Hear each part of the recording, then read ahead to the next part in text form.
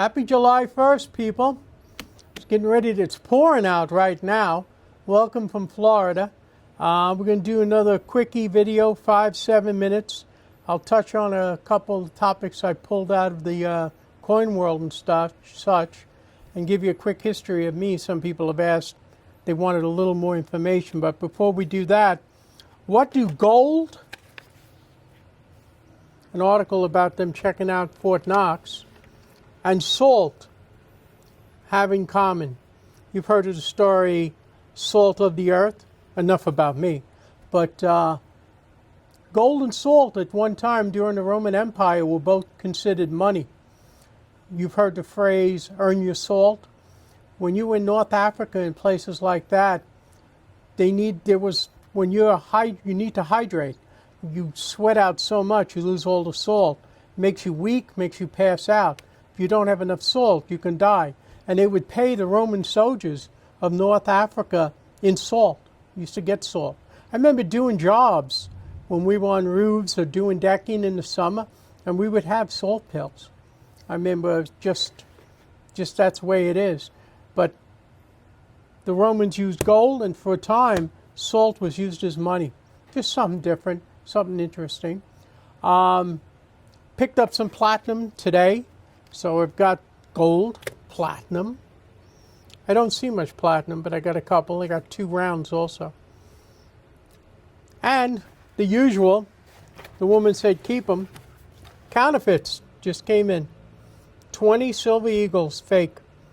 They weigh 16 grams apiece. 16 pennyweights.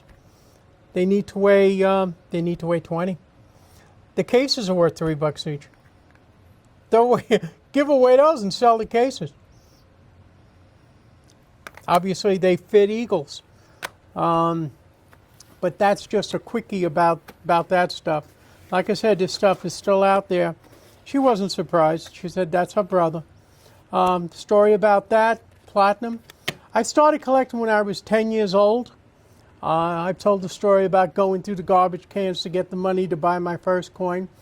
And you'd be surprised how many people relate to that. And they remember, too, being in the city. And that's where they got their allowance. They'd go to the park, they'd pull out the bottles. I was talking to a guy the other day, and I said, remember when you used to get the Pepsi bottle?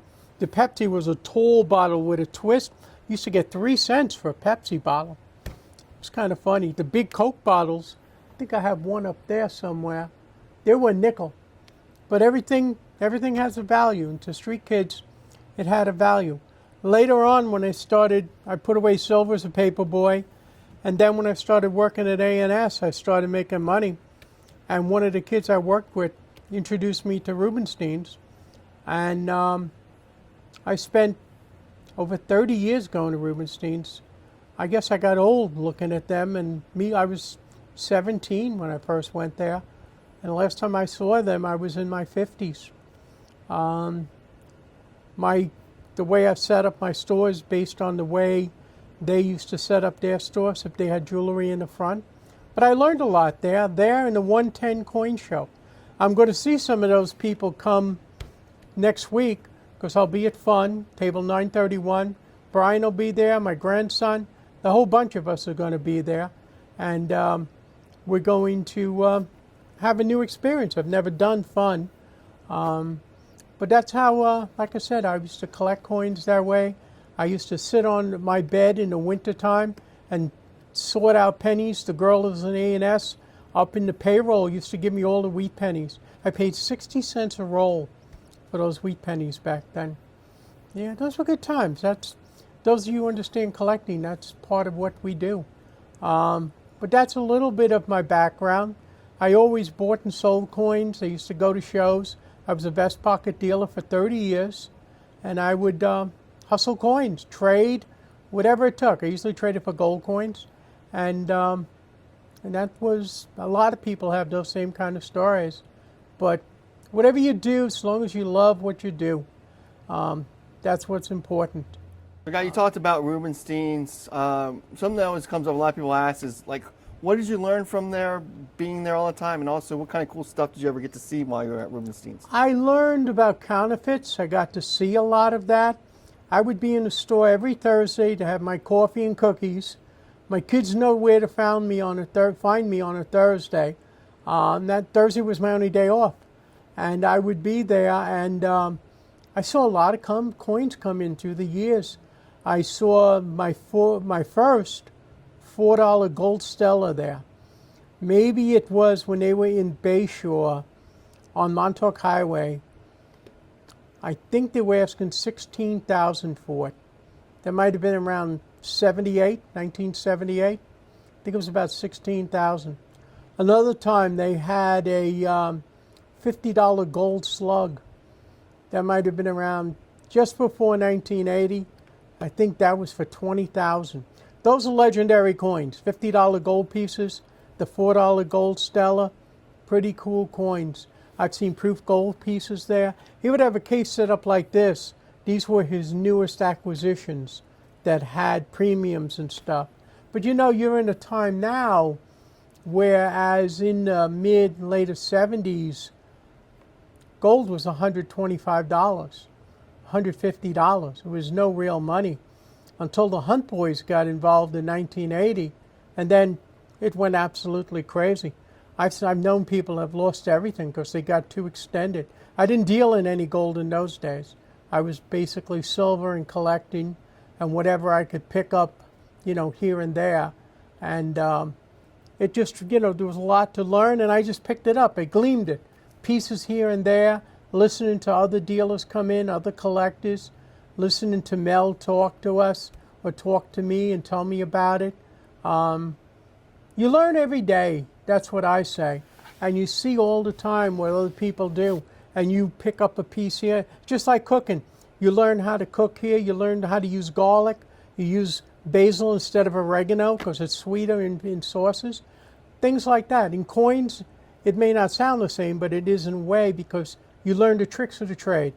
That's what it comes down to, the tricks of the trade. And that's what, you know, I watched, I learned, and I had a lot of fun doing it, you know.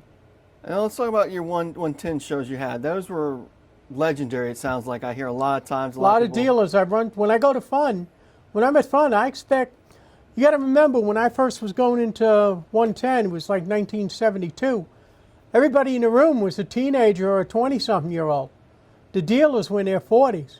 All those 40-year-olds are gone now because I'm talking 55 years ago. I mean, all those dealers are pretty much gone 50 years ago. We were all kids. A lot of those guys I run into from time to time. One guy in the store, but I've been to other shows where I've seen them. And if you're over there and you remember me from 110, come over to table 931. I expect to see others there. I know my son did a show up in Jacksonville, and he was next to a guy that I remembered in 1974. Just over 50 years ago, I bought my first three-legged buffalo off of him for $50. That was a deal. That was a deal. Yeah, there's a lot of memories doing this. It's the things you see, the things you learn. It's just like I show you this. Other dealers will show you and say, beware of this. Look out. Even back then, there were fakes and counterfeits. I mean, it was always out there. Those rooms were humming. There'd be like 30 dealers. There would also be a few stamp guys. But a lot of people walked around, a lot of business there. I went to every show, at least, you know, in the 80s, in the 70s, in the 90s. When I was working, it was right down the road, Brunswick Hospital. I would take my hour break. Took me 15 minutes to get there. I'd have a half an hour to work the floor. I'd work the floor. I don't think I ever did a show where I didn't make a couple of bucks or did some cool trade. It was all fun. It's the game. As I said, if I'm nothing, I love the game. So, any other question? No, thanks for sharing about that. God bless America. Keep collecting. Take care. See you later this week. We'll talk again.